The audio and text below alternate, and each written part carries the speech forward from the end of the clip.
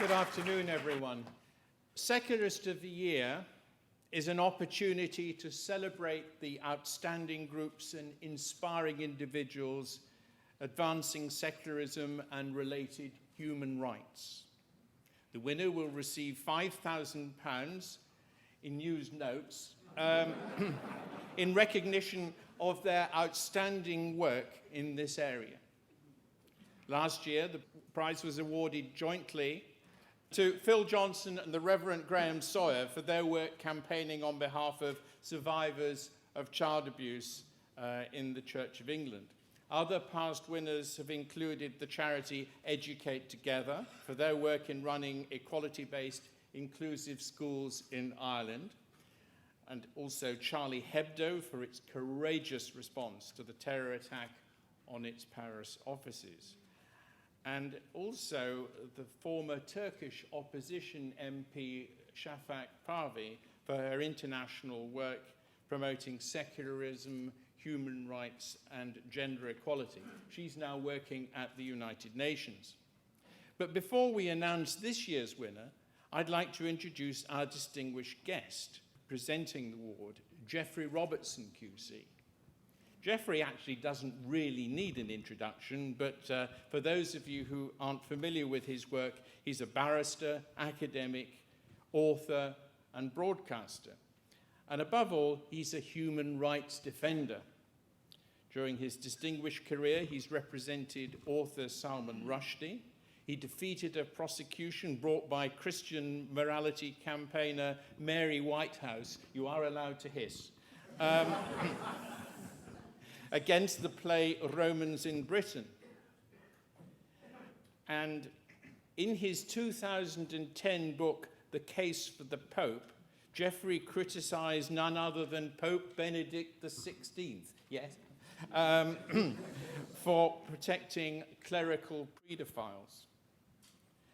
And on a personal note, I would like to thank Geoffrey very much indeed for his help in supporting our work at the United Nations in holding the Vatican to account for the clerical abuse of minors.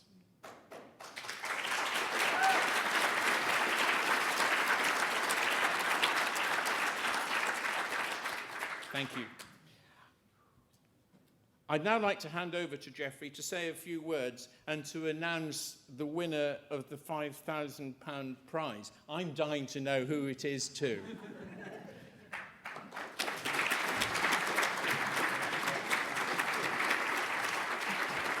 It's wonderful to be here with this great society. We work together, as you mentioned, in the United Nations.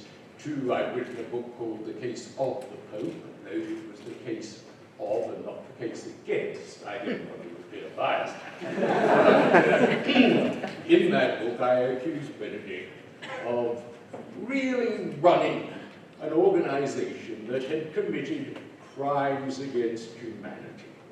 Well, over 100,000, mainly boys, had been abused by paedophile priests, and not only paedophile priests. In fact, from my researches, many, if not most of them, were simply sexually immature, disorganized, unmarried men who took the opportunity to rape, as did the number 3 Cardinal, George Carroll, whose conviction for raping foreigners came just before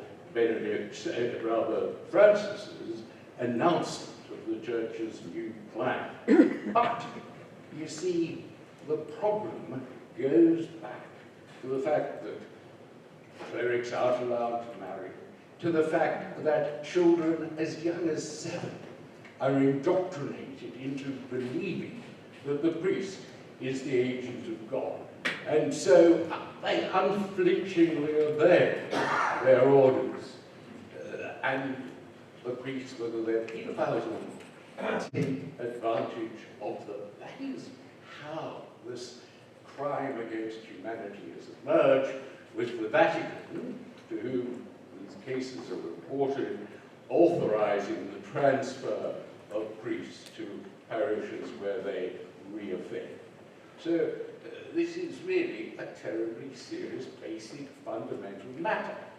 And Francis had the opportunity, of course, to raise the age of confession, to raise the age of confirmation from 7 to 13 or 14, when kids are stronger, when they're able to protest, when they feel more confident to tell their parents, and so on. But, of course, allowing peace to marry, lifting the age of confirmation and confession, is something beyond his ability. What did he decide? As the headline screamed, carefully manufactured by the Vatican, church orders, reports on paedophilia. But to whom? To whom did Francis order the reports to be made? Not to the police, to the bishops. That's the reform that he announced with great fanfare last week. And who will the bishops report it to? Not to the police, but to the Vatican, the organization that has been responsible for this crime against humanity by covering it in the interests of their reputation and their money. So the fight goes on, Keith. We've had them condemned by the United Nations Committee on the Convention of the Child, but there needs to be wide-ranging reform, and not only in the Catholic Church. It's good that ICSA, that unlovely acronym for the Independent Inquiry into Child Abuse, has moved on from the non-existent Westminster VIP scandal to the actual scandals in churches, not just the Catholic Church, in England. So that is valuable. And there have been some changes. I was in Paris last week, and I went to the great cathedral of the Madeleine. Notre Dame was closed by God. and there I saw the new confession boxes. They're actually made of glass. They're transparent. And you see the priest with his hands on the table. So, this is, I think, some advance. There are, of course, other advances that are necessary. We still have prayers in Parliament, said by a bishop, a Church of England established church bishop every morning. I'll never forget, back in the 70s, John Mortimer and I were waiting in the committee room to begin our argument in the gay news blasphemy case. And we were sitting there, standing there at 10:30, waiting for the law lords to progress in to our highest court. And there on all the monitors were these prayers, say prayers. Can you imagine starting a appeal against a blasphemy conviction with prayers? Well, that still goes on. There are still, what, 26 bishops in adding nothing to the House of Lords debates. There was one was caught covering up, actually, for child abuse, identified by ICSA, so he had to stand down. But he was replaced by another bishop. So it never stops. Disestablishment of the church is an objective that I think the society was founded to achieve. We have some way to go. But and of course the real problem, and something that we have to get our teeth into, is the tax dodgers that are available to the church. Billions of pounds are lost to our social services and public services through the fact that churches are given charitable status. Why do they get charitable status? Even the Scientologists and Moonies get charitable status. Seriously.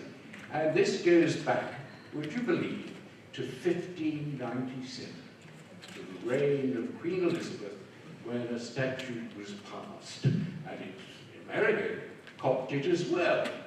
It was before America was founded by the Puritans, and so it entered their law, the idea that every religious organization, no matter how crazy, no matter how indoctrinating and brainwashing, should be free of tax on all the profits it makes from its collections, from its publicity, from its television stations, and so on. So that must be stopped. The only church, the only aspect of a church that has ever been held to have to pay tax was a collection of Trappist nuns. And why were they forced to pay tax? Because they didn't do anything. They didn't speak. They just muttered prayers to themselves. So the court solemnly decided that they should not get the exemption from paying tax because they didn't do anything. Now, to my mind, the Trappist order is the only one that should get a tax.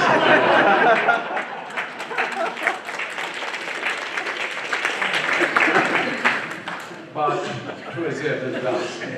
I'm doing a little exercise at the moment on restitution of cultural property, and I'm looking at the case of the Rosetta Stone, which Egypt wants back. And in order to decide it, I had to read what is on the Rosetta Stone. And you know what it is? It's a pharaoh's decree. Thousands of years ago, a pharaoh's decree, what? That he gives tax exemption to his priests. That's all it says. It's not important, because, so I think the Rosetta Stone should stay. But it was decided here anyway. But that's perhaps an indication from the dawn of time, since men and women, men mainly, decided they were gods, that their agents should not pay tax. Well, we've got to end that. And we face, of course, broader problems with this vogue for evangelical populism, which has swept Brazil, Hungary, Poland. A couple of hours ago, the most secular country in the world, Australia, elected an evangelical as Prime Minister. What did he say when this against the odds decision was announced? He said, well, I do believe in miracles.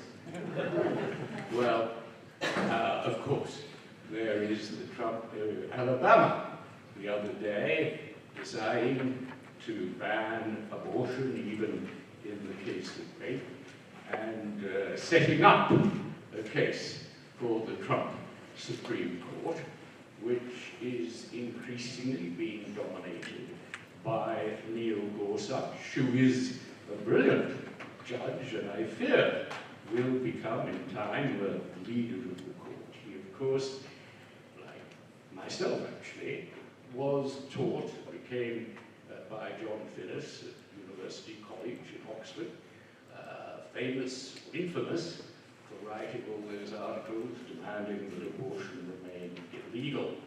So there is a looming problem.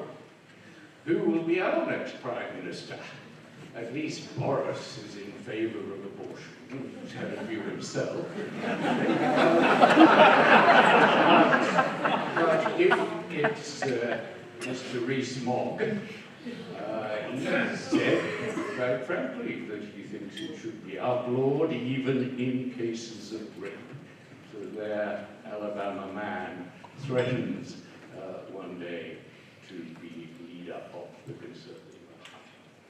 Well, that's all going to be a problem we've got to address.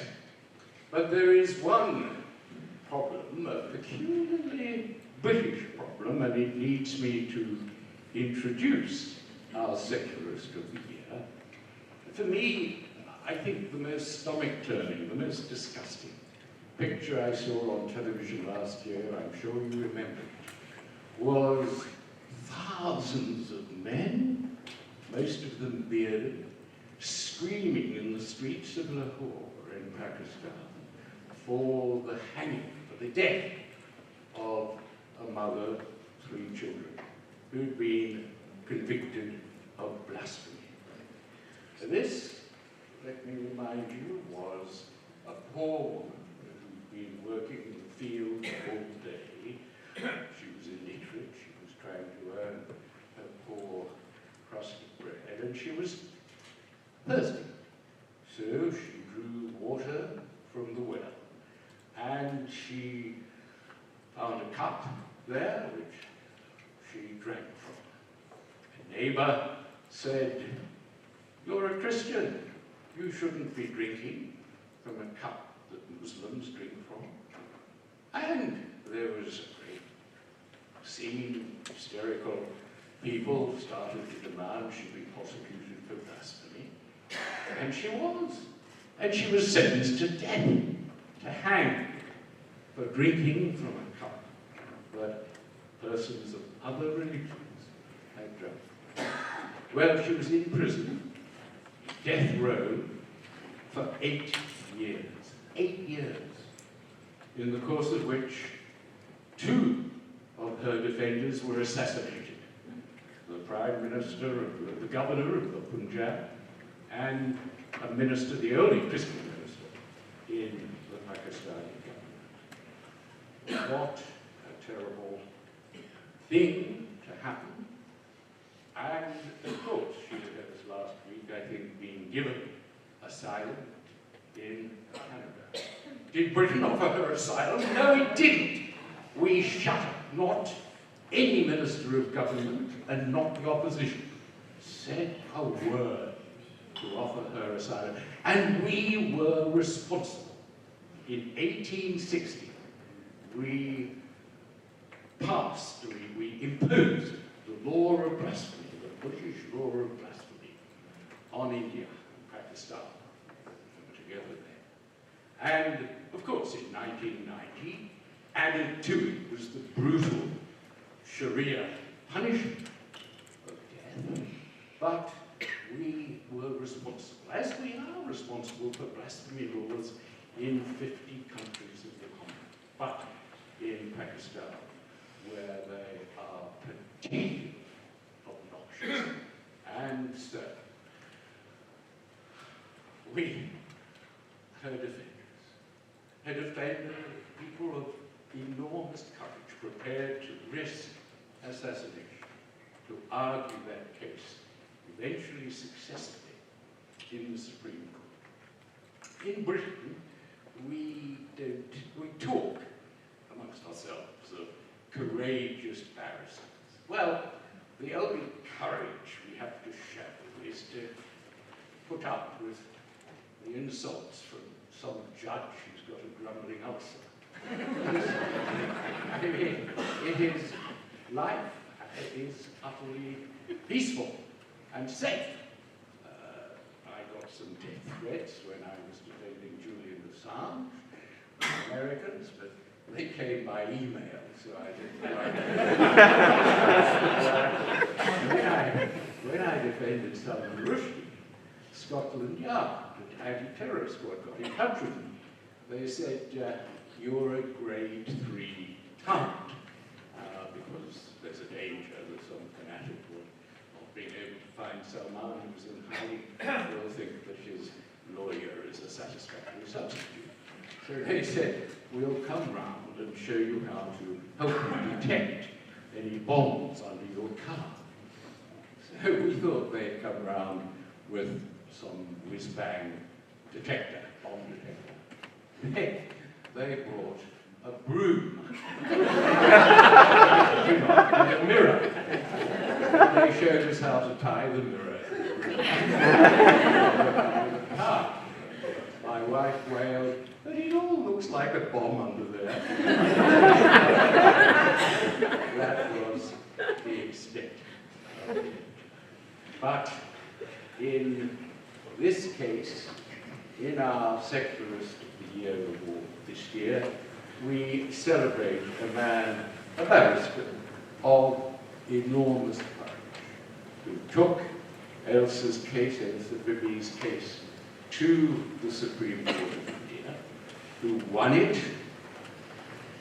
and for doing that work is in constant danger of ending up like the governor of the Punjab and the minister, riddled with bullets from an assassin who pulls a gun out of his bag or a knife when he's This is courage of a kind, I think, that perhaps is only shown by lawyers, perhaps by the mafia judges in Italy who got blown up, perhaps by the judges in Colombia who denied bail to, as the law required, to Medellin cartel leaders and knew that they'd be killed, but they did it nonetheless. There is occasionally in some parts of the world enormous courage needed to deal not with people of religion, because that's a human right to worship peacefully, and of what right that every secularist would uphold, but to deal with the fanaticism that comes from religion being used and exploited for political ends. So, not only is this barrister a target for doing the right thing, for being a taxi on the rank, when very few, if any, other barristers in Lahore are prepared to do it because it is so dangerous, but has taken on another case. There's another case of husband and wife, Christian husband and wife, who are accused of sending a blasphemous text message, although they probably didn't. It's probably a thing sent in their name. But nonetheless, it is the next capital punishment blasphemy case, which is on top, and he's being prepared.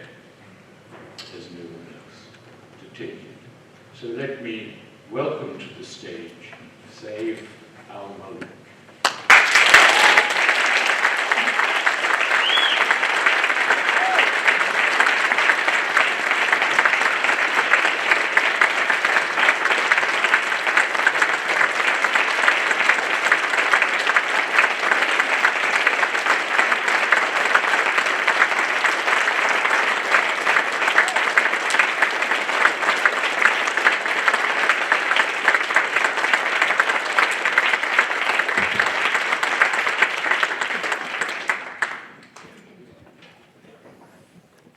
Thank you very much.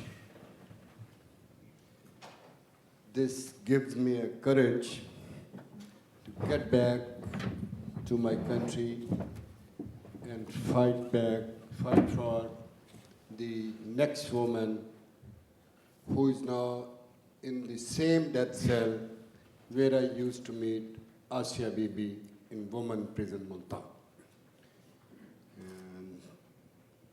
In Pakistan, my country, this secularism or the freedom of religion, it's non-existent. Now, I ask them that what is my fault? It is my duty to give a legal help anybody who needs it. And they say no. Anybody who will be extending legal help to the blasphemist will treat him also blasphemous. And even they went before the Supreme Court judgment to the extent, and I never heard in my 63 years of age any part of the world that people are demanding that if the Supreme Court judges accept the appeal of that Asia Bibi, they'll kill the judges of the Supreme Court. I mean, this was on television, this was on all newspapers, media, and in these circumstances, I must say, and I salute to the Supreme Court judges of the Pakistani Supreme Court, that they stood to the Constitution, to the law, and to the rule of law. And they accepted the appeal of that woman and acquitted her. And I'm sure that the second woman who is convicted along with her husband, I hope that I'll bring also her out of the death row. And this international support for me gives me courage, and this is my strength by which I'm living in Pakistan. And people ask me that your life is not in danger in Pakistan. So when Asia's appeal was accepted, I was for the time being shifted by my friends in the United Nations and the European Union for the time being to Netherlands. I stayed there for about 2-3 months. And then Asia Bibi's review petition was fixed before the Supreme Court. So I asked the Netherlands that I want to go back to defend her before the Supreme Court. They said, no, you can't go. You'll be killed there. And this will be violation. We have given you the permanent status here. I said, please withdraw your permanent status. So I left all those permanent status and everything. I went back to Pakistan. I appeared for her review petition, got it dismissed, and now she's flown to Canada and living peacefully with her family. So thank you very much.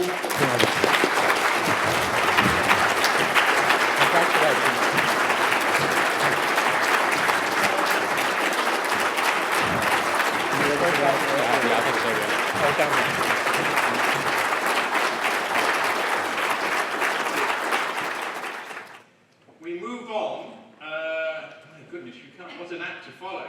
I'll give you 2 little-known facts as supplements to what Geoffrey was saying. One is that the Church of England is the biggest beneficiary in the country of gift aid.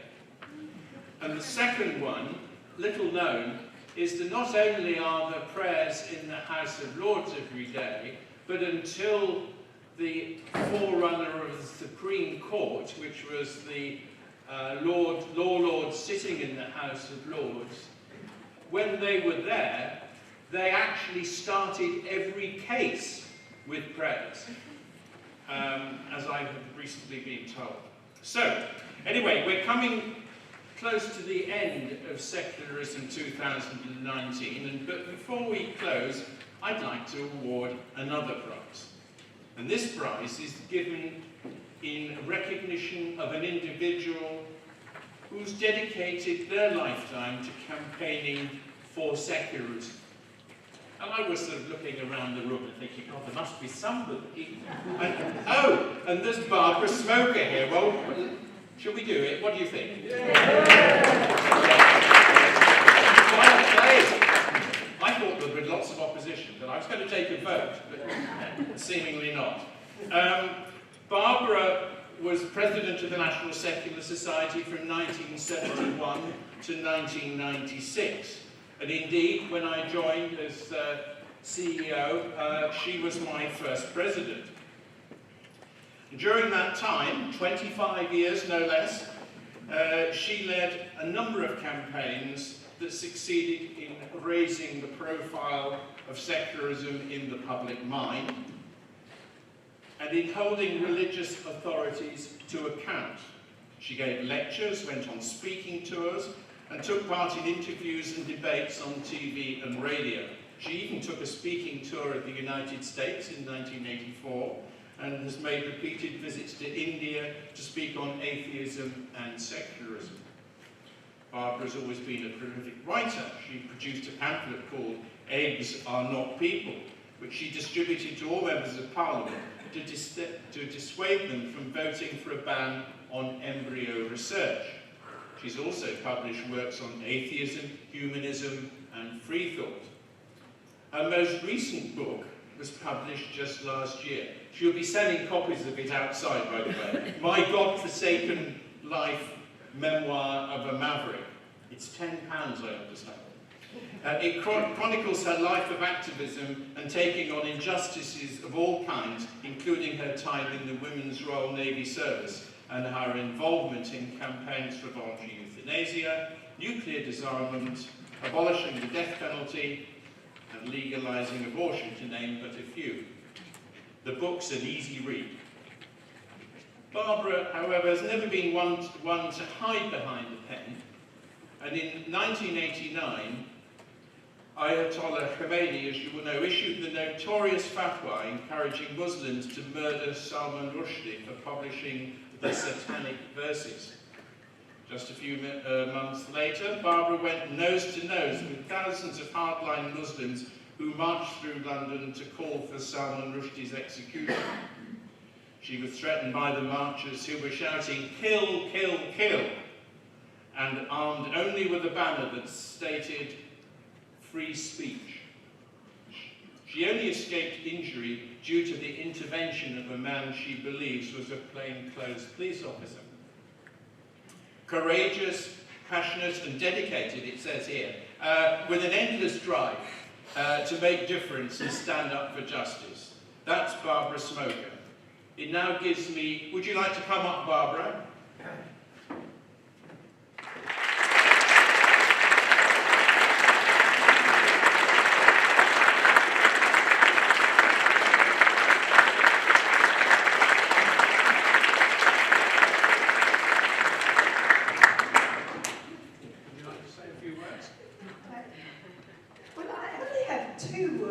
Really to say, and that is thank you. But I've never been one to be unable to drag it out of it. My first thank you, of course, is to the National Secular Society, not only for this lovely memento of my campaigns for the NSS, especially during those 25 years of my presidency. Not only did the NSS open many doors to me at that time, but also gave me some wonderful lifelong friendships. Then my second thank you is to all of you here for having me. And especially to those of you who bought copies of my book. I think there are only 2 copies here left, but if they get stepped up, I'll take orders for copies. And then my third thank you is to Keith for his very kind build-up to me. So that's it. Thank you very much.